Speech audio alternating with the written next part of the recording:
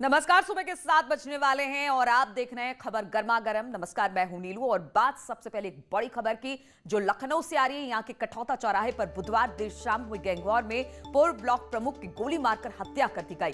Firing में साथी भी घायल हो गया है। मृतक अजीत सिंह मऊ के मोहम्मदाबाद गोहाना का ब्लॉक प्रमुख रह चुका है। बताया जा रहा है कि 3 की संख्या में आए शूटरों ने स्कॉर्पियो में सवार अजीत सिंह पर ताबड़तोड़ फायरिंग शुरू कर दी और मौके से तीनों वहां से फरार हो गए। विभूति खंड क्षेत्र में वारदात की सूचना मिलते ही लखनऊ के पुलिस कमिश्नर डी.के. ठाकुर मौके पर पहुंच गए और अपराधियों की गिरफ्तारी के लिए टीम गठित कर दी है। फिलहाल पुलिस आसपास में लगे सीसीटीवी फुटेज को खंगाल रही है। पूर्व ब्लॉक प्रमुख अजीत सिंह जिला बदर अपराधी था, जिसके तार जेल में बंद माफिया मुख्तार अंसारी से जुड़े हुए थे। अजीत सिंह के खिलाफ 18 केस दर्ज थे, जिसमें 5 केस सिर्फ हत्या के दर्ज हैं। लखनऊ में चौराहे पर सरेआम हत्या को गैंगवॉर से जोड़कर देखा जा रहा है। तो मोहम्मदाबाद का पूर्व ब्लॉक प्रमुख था, जिसकी गोली मारकर हत्या कर दी गई है। 3 शूटर आए, ताबड़तोड़ फायरिंग की और फिर अजीत सिंह का साथी मोहर सिंह भी था। मऊ से जिला बदर था मृतक अजीत सिंह। इस पर कई मामले दर्ज थे और बताया जा रहा है कि अब पूरे मामले पर जो आरोपी हैं, इसमें जो हत्या आरोपी हैं, उनकी तलाश पुलिस ने तेज कर दी है और साथ ही साथ पुलिस को आशंका है कि हो सकता है ये गैंगवार का नतीजा हो। शाम में 8:30 से 8:45 बजे के बीच विभूतिखंड थाना क्षेत्र में कठौता एरिया में गोलीबारी घटना हुई है, जिसमें मृतक का नाम जो अभी तक ज्ञात हुआ वो अजीत सिंह है, उर्फ अजीत लंगड़ा। इसके बारे में ये कहा जा रहा था ये ब्लॉक प्रमुख है, लेकिन ये ब्लॉक प्रमुख नहीं है। वर्तमान में कोई ब्लॉक प्रमुख नहीं है। बहुत पहले ब्लॉक प्रमुख हुआ करते थे। अभी मोहम्मदाबाद गोहाना में ब्लॉक प्रमुख कोई लेडी है। इनको गोली लगी, इनकी मृत्यु हो गई है। इनके साथ एक साथी थे इनके मोहर सिंह, उनको गोली लगी लेकिन खतरे से बाहर हैं। उसी एरिया से गुजर रहे थे एक आकाश नाम के जोमेटो के स्विगी जो डिलीवरी देने जाते हैं, उनको भी पैर में हल्की सी गोली लगी है, वो भी खतरे से बाहर हैं। जो मृतक है वो माफिया और शुद्ध क्रिमिनल है। इसके खिलाफ 17-18 मुकदमे हैं, जिसमें 5 मर्डर के हैं। इसको हाल ही में 31 दिसंबर 2020 को जिला मजिस्ट्रेट के आदेश द्वारा जिला बदर किया गया है। जो इसके साथी हैं उनसे बात हो रही है, उन्होंने अभी खुल के कुछ नहीं बताया है। बात हो रही है और जो इनको गोली मारने वाले हैं ये इन लोगों के परिचित हैं और शायद इन्होंने भी बदले में गोली चलाई थी। किसी गोली लगी उसकी हम लोग तहकीकात कर रहे हैं। हाँ सर, कितने राउंड फायरिंग हुई होगी और क्या? एग्जैक्टली राउंड गिनना तो मुश्किल है, लेकिन 25-30 जरूर राउंड जो गोर मिले हैं 0.32 9 mm वगैरह गोर मिला है। सर, गोली लगने का जो मारने की वजह क्या अभी तक निकल के सामने आई है? अभी नहीं बता पा रहे हैं। लखनऊ में कहाँ रहते थे? अभी सारी और जानकारी ली जा रही है। लखनऊ में कहाँ रहते थे सर? मृतक कहाँ रहते थे? लखनऊ में रहने वाले कोई बात अभी ज्ञात नहीं हुई है। अभी जो साथ में मोहर सिंह है, जरा बात करने लायक हो जाए फिर आपको सारा डिटेल बता। सर, हमलावर किस चीज़ से पता लगा? कुछ सीसीटीवी वगैरह में 3 हमलावर थे। पहले 4 की बात आ रही थी, लेकिन अभी मोहर सिंह से बात हुई तो मोहर सिंह बताया 3 ही थे और 3 वो मोटरसाइकिल से। सर, अभी कितनी टीमें लगाई? मुकदमे में जो है बताया जा रहा है कि गवाह हुआ थे जिसके कारण गोली मारी। अभी सारी जानकारी हम लोग मऊ से ले रहे हैं। सर, अभी कितनी टीमें लगाई गई हैं तत्काल अपराधियों? अभी देखिए जो उनके साथी हैं मोहर सिंह, उनसे हम लोग बात कर रहे हैं और हमको अंदाजा है कि जल्दी पता चल जाएगा कौन अपराधी। तो 3 शूटरों ने की अजीत सिंह की हत्या। इस तरह से पुलिस अधिकारी के बयान को हम सुन रहे थे। उनका कहना है कि कई राउंड यहां पर गोलियां चली है। हालांकि जो उसका साथी था अजीत सिंह का, वो इस वक्त घायल है। जब वो थोड़े से बोलने की अवस्था में रहेगा तो फिर पता चल पाएगा कि आखिर इसके पीछे क्या वजह है।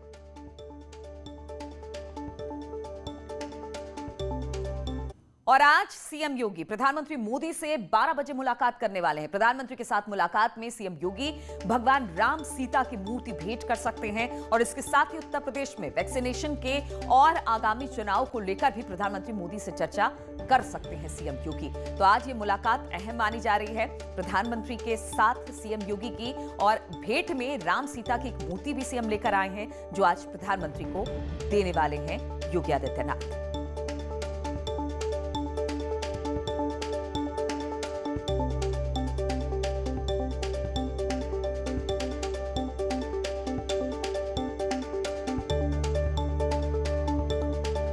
और इससे पहले सीएम योगी ने बुधवार को गृह मंत्री अमित शाह से भी मुलाकात की और उन्हें भगवान राम की मूर्ति भेंट की है।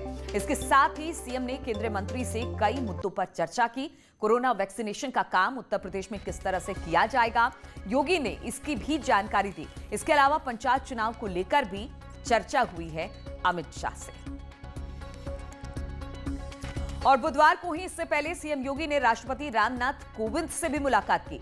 राष्ट्रपति को नए साल की शुभकामनाएं देने के साथ साथ कई मुद्दों पर राष्ट्रपति के साथ भी सीएम योगी की चर्चा हुई।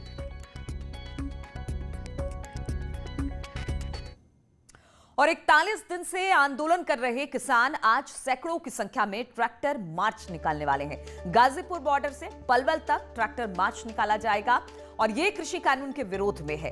किसान तीनों नए कृषि कानूनों को वापस लेने की मांग पर अड़े हुए हैं और आज 41वें दिन इसी को लेकर एक ट्रैक्टर मार्च किसानों की तरफ से निकाला जाना है।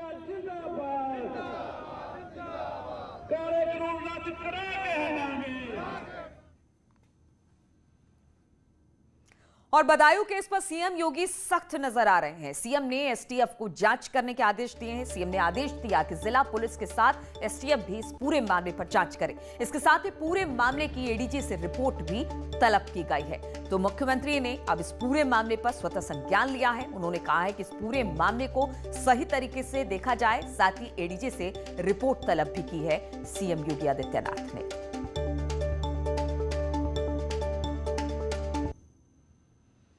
और सीएम योगी ने ट्वीट कर बदायूं घटना की निंदा की है।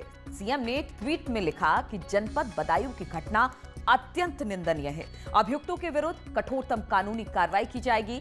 बरेली जोन के एडीजी को घटना डिटेल रिपोर्ट देने को कहा और यूपी एसटीएफ को जांच में सहयोग किया गया है। इस घटना के दोषियों को किसी भी कीमत पर बख्शा नहीं जाएगा।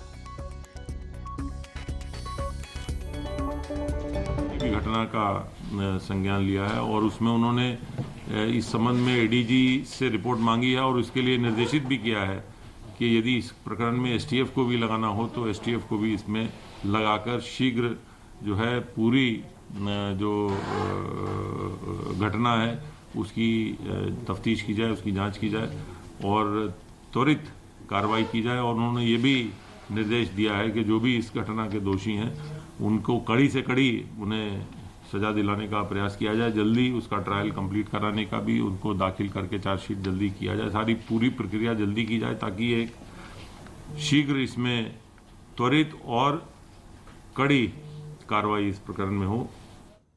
और बदायूं केस है क्या और इस मामले में अभी तक क्या कार्रवाई हुई है, दिखाते हैं इस रिपोर्ट के जरिए। बदायूं में एक 50 साल की महिला की गैंगरेप के बाद हत्या का मामला सामने आया है। मामले में तेजी दिखाते हुए पुलिस ने आरोपियों को गिरफ्तार कर लिया। लापरवाही बरतने के चलते एसएसपी संकल्प शर्मा ने उगैती थाना अध्यक्ष राघवेंद्र प्रताप को सस्पेंड कर दिया। 50 वर्षीय एक महिला की संदिग्ध परिस्थितियों में मृत्यु होने पर परिजनों की तहरीर के आधार पर और पोस्टमार्टम रिपोर्ट के आधार पर सेक्शन 376D आईपीसी और 302 आईपीसी का मुकदमा पंजीकृत किया गया था। इस प्रकरण में 2 अभियुक्तों की गिरफ्तारी अभी तक हो गई है। महिला की पोस्टमार्टम रिपोर्ट में प्राइवेट पार्ट्स में घाव के साथ शरीर पर भी चोट के निशान मिले हैं। महिला अपने गांव से दूसरे गांव में एक मंदिर में पूजा करने गई थी और रविवार रात में पुजारी सहित 2 लोग महिला को उसके घर पर छोड़कर फरार हो गए थे। परिजनों ने गैंगरेप का आरोप लगाकर एफआईआर दर्ज करने की बात कही थी, लेकिन थाना अध्यक्ष ने कुएं में गिरकर मौत बताते हुए इसे हादसा बताया था। पुलिस कह रही है कि मामले की हर एंगल से जांच की जाएगी और दोषियों को कड़ी से कड़ी सजा दिलाई जाएगी। और बड़ी खबर कन्नौज से, जहां पर नवीन मंडी के पास एक्सीडेंट में एक युवक की मौत हो गई, जिसके बाद लोगों ने जमकर हंगामा किया। तनावपूर्ण स्थिति को देखते हुए मौके पर पुलिस बल पहुंची, लेकिन लोगों ने पुलिस पर ही पथराव शुरू कर दिया, जिसमें एक दरोगा घायल हो गया। हालांकि मौके पर भारी पुलिस बल की तैनाती कर दी गई है। तो आक्रोशित लोगों ने किस तरह से पथराव किया, बताया जा रहा है कि यहां पर एक्सीडेंट हो गया था, इसमें मौत हो गई और फिर इसके बाद लोगों ने वहां पर जबरदस्त तरीके से पथराव किया, जिसमें एक दरोगा भी घायल बताए जा रहे हैं। और यूपी एटीएस ने बड़ी कार्रवाई करते हुए रोहिंग्याओं से जुड़े ह्यूमन ट्रैफिकिंग नेटवर्क का खुलासा किया है। एटीएस ने कई जिलों में छापेमारी कर इस मामले में कई लोगों को हिरासत में लिया। म्यांमार के रहने वाले अजीजुल हक उर्फ अजीजुल्लाह को उत्तर प्रदेश एसटीएफ ने खलीलाबाद से गिरफ्तार किया। आरोप के मुताबिक उसने फर्जी कागजातों पर 2 भारतीय पासपोर्ट बनवाए थे और उसके बैंक खातों में कई स्रोतों से रकम आई है। यह भी प्रकाश में आया है कि अजीजुल्लाह के खाते में विभिन्न व्यक्तियों, फर्मों, देश से भी काफी मात्रा में पैसा आया है, जिसकी सघन जांच की जा रही है। यह महत्वपूर्ण ऑपरेशन में यूपीएटीएस के द्वारा दिनांक 6 जनवरी को अभियुक्त उपरोक्त को खलीलाबाद क्षेत्र से गिरफ्तार किया गया। और न्यूज 18 की मुहिम का एक बड़ा ही दमदार असर हुआ है। नोएडा में अवैध पार्किंग और मनमानी वसूली के खिलाफ आरटीओ ऑफिस अभियान चलाएगा। साथ ही लोगों को जागरूक करने के लिए भी अभियान चलाया जाएगा और पार्किंग के नाम पर मनमानी वसूली करने वालों पर नकेल भी कसी जाएगी। पार्किंग माफिया पर न्यूज 18 की पड़ताल का बड़ा असर हुआ है। अब अवैध पार्किंग और मनमानी वसूली के खिलाफ आरटीओ ऑफिस अभियान चलाएगा। नोएडा में पार्किंग माफिया के खिलाफ कड़ी कार्रवाई भी होगी। साथ ही नोएडा आरटीओ लोगों को जागरूक करने के लिए ड्राइव चलाएगा और अवैध पार्किंग चलाने वाले और पार्किंग के नाम पर मनमानी वसूली करने वालों पर भी नकेल कसी जाएगी। न्यूज 18 पर पार्किंग माफिया को बेनकाब करने वाली मुहिम को चारों तरफ से सराहना मिल रही है। पहले आपकी न्यूज़ मैंने देखी है जो अवेयरनेस के लिए बहुत ही अच्छी है, और जो ये पार्किंग है, पार्किंग स्थल पे ही वाहन स्वामी अपना वाहन पार्क करें, ये हमारा अनुरोध है वाहन स्वामियों से। नोएडा के आरटीओ वीके पांडे ने कहा है कि अभियान चलाकर पार्किंग माफिया के खिलाफ कार्रवाई की जाएगी, लेकिन लोग भी निर्धारित पैसों से ज्यादा मांगने पर विरोध करें। उनके खिलाफ तो अथॉरिटी यहाँ ठेके पे देती है पार्किंग, अथॉरिटी अपने उसमें जो भी होगा उचित कार्रवाई करेगी। और अवैध पार्किंग के खिलाफ न्यूज 18 की मुहिम की सभी तारीफ कर रहे हैं। नोएडा के एडीसीपी ट्रैफिक ने कहा कि अवैध पार्किंग के खिलाफ अभियान चलाया जाएगा। लोगों ने भी कहा कि न्यूज 18 की मुहिम से मनमानी करने वाले पार्किंग के जो माफिया हैं उन पर भी नकेल कसा जा सकेगा। नोएडा के एडीसीपी ट्रैफिक गणेश साहा ने भी न्यूज 18 की मुहिम को काफी सराहा है। ये आपने जो खबर चलाई है और ये समस्या आती है कि कई बार जहाँ भी जितनी जगह पार्किंग की है उससे ज़्यादा पार्किंग करवा दिया जाता है, और कभी कभी ये होते है कि लोगों को पता नहीं होता कि यहाँ पार्क करना ही नहीं। पार्किंग माफिया की अवैध वसूली से परेशान लोगों ने माना है कि हमारी मुहिम से मनमानी करने वालों पर नकेल कसी जा सकेगी। ये तो बहुत गलत है, बहुत अति कर रहे हैं। जहाँ चाहते हैं वहाँ गाड़ी लगा देते हैं, आम जनता परेशान होती है, और ये आपकी खबर बहुत अच्छी है। प्रशासन को इसके बारे में कुछ करना चाहिए। हमने आपको दिखाया था कि कैसे नोएडा में अवैध पार्किंग का बड़ा खेल चल रहा है। 16 के आगे तक आपका पार्किंग है। हाँ, कोई कागज कुछ है आपके पास कि वो वहाँ तक की पार्किंग आपके पास है? हाँ, क्यों नहीं है, कागज वागज सब चीज़ें हैं, कागज वागज हैं, सब कुछ है। इसलिए आप यहाँ पे सड़क पे पार्किंग लगवा देते हैं, है ना? इसलिए सड़क पे पार्किंग अलाउ है। हाँ जी, पैसे देते हैं हम इसके। 7.5 लाख रुपए गया है इसका। 7.5 लाख रुपए अथॉरिटी को गया है। हाँ। तो इसलिए आप यहाँ पर पार्किंग लगा सकते हैं, अथॉरिटी ने बोला है आप। हाँ। ठीक है। और तीसरे ड्राई रन को मंजूरी मिल गई है। कोरोना वैक्सीन के तीसरे ड्राई रन को मंजूरी मिल गई है। 11 जनवरी को फिर होगा ड्राई रन। सीएम ने तैयारियों की समीक्षा करने को कहा है। साथ ही केंद्र के गाइडलाइंस के अनुरूप वैक्सीनेशन हो। इसके अलावा केंद्र से निर्धारित क्रम पालन भी किया जाए। तो अब 11 तारीख को एक बार फिर से ड्राई रन होगा। तीसरे ड्राई रन को अब मंजूरी मिल गई है। तारीख 11 जनवरी तय की गई है। और उत्तर प्रदेश और उत्तराखंड में लव जिहाद कानून के मामले में बुधवार को सुप्रीम कोर्ट में सुनवाई हुई।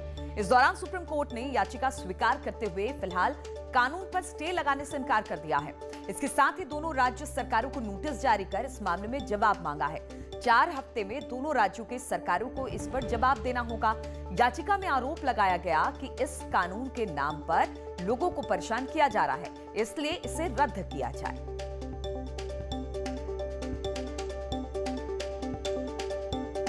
और सुप्रीम कोर्ट के नोटिस के बाद सियासत भी अब शुरू हो गई है। एसपी ने आरोप लगाया कि बीजेपी असल में मुद्दों से ध्यान भटकाने की कोशिश कर रही है। वहीं उत्तर प्रदेश सरकार के प्रवक्ता सिद्धार्थनाथ सिंह ने कहा कि इस अध्यादेश को जरूरी बताया है। उन्होंने कहा कि सरकार सुप्रीम कोर्ट में अपना पक्ष रखेगी। लव जिहाद और धर्मांतरण अध्यादेश को लेकर सुप्रीम कोर्ट में सुनवाई के बाद यूपी सरकार के प्रवक्ता और कैबिनेट मंत्री सिद्धार्थनाथ सिंह ने कहा है कि सुप्रीम कोर्ट के नोटिस पर यूपी सरकार जवाब दाखिल करेगी। उन्होंने धर्मांतरण अध्यादेश को जरूरी बताते हुए कहा है कि कानून सही है और कानून के तहत जो भी पक्ष है सरकार सुप्रीम कोर्ट में रखेगी। सुप्रीम कोर्ट ने नोटिस जारी किया है, 4 हफ्ते में जवाब मांगा है। जो भी मांगा है उसका जवाब दिया जाएगा। कानून सही है, कानून एकदम सही है, और कानून के तहत जो भी सरकार का पक्ष है उसको हम लोग जरूर रखेंगे। वहीं समाजवादी पार्टी ने योगी सरकार पर हमला बोलते हुए कहा है कि सरकार तो कोर्ट की भी नहीं मानती। उन्होंने कहा है कि बीजेपी असल मुद्दों से ध्यान भटकाने की कोशिश कर रही है। देश का सर्वोच्च न्यायालय किसी चीज को अपने संज्ञान में लेता है और नोटिस भेजता है सरकार को, तो कहीं ना कहीं कोई बात तो होगी। मैं तो उत्तर प्रदेश की सरकार से कहूंगा जो समाज के असली मुद्दे हैं उस पर बात किया कर तो ज़्यादा अच्छा होगा। जैसे महंगाई है उत्तर प्रदेश के अंदर बढ़ रही है, इस पर चर्चा होनी चाहिए। बेरोजगारी बढ़ रही है, इस पर चर्चा होनी चाहिए। महिलाओं पर अत्याचार बढ़ा है, इस पर चर्चा होनी चाहिए। उत्तर प्रदेश में अपराध बढ़ा है, इस पर चर्चा होनी चाहिए। और अरुणाचल तिब्बत सीमा पर बर्फबारी और ठंड से शहीद हुए नायब सूबेदार सुधाकर सिंह की आज अंतिम विदाई होगी। प्रतापगढ़ के पैतृक गांव गोडे में राजकीय सम्मान के साथ उनका अंतिम संस्कार किया जाएगा।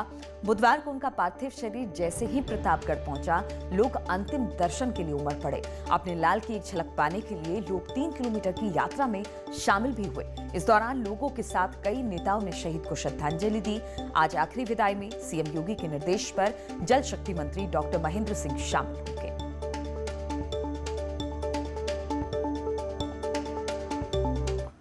और गोरखपुर में किसानों की आमदनी को दुगुना करने के लिए बांस और रेशम की खेती को विभाग बढ़ावा दे रहा है, जिसके लिए किसानों को प्रोत्साहित किया जा रहा है।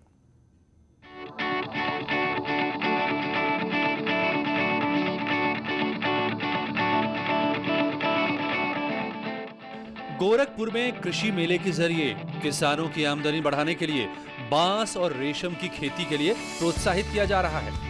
बांस की खेती से किसानों की जिंदगी में हरियाली लाने की कोशिश जारी है। गोरखपुर वन प्रभाग में 22 हेक्टेयर में बांस की खेती की जाएगी, जिसमें से 13 हेक्टेयर में वन विभाग बांस की खेती खुद करेगा, तो बाकी 9 हेक्टेयर में खेती के लिए किसानों को प्रोत्साहित किया जाएगा। इसके लिए किसानों को 50,000 रुपए प्रति हेक्टेयर तक अनुदान भी दिया जाएगा। राष्ट्रीय बांस मिशन योजना के तहत गोरखपुर के कैंपियरगंज में कॉमन फैसिलिटी सेंटर की भी स्थापना की जा रही है, जहां बांस से बने फर्नीचर निर्माण की ट्रेनिंग दी जाएगी, जिससे किसानों की आमदनी बढ़ने के साथ साथ बेरोजगार युवाओं को हस्तशिल्प से जुड़कर रोजगार मिलेगा।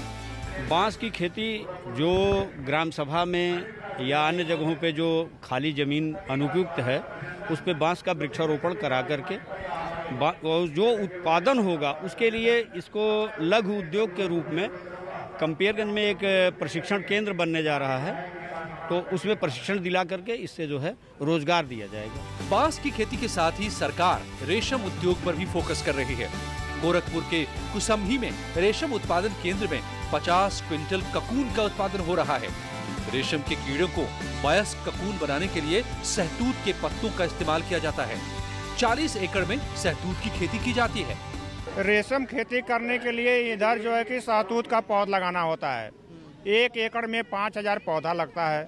पौधा 6 महीने में आपको तैयार हो जाती है। जब तैयार हो जाएगा 6 महीने में, तो उसमें विभाग ने रेशम किट देता है।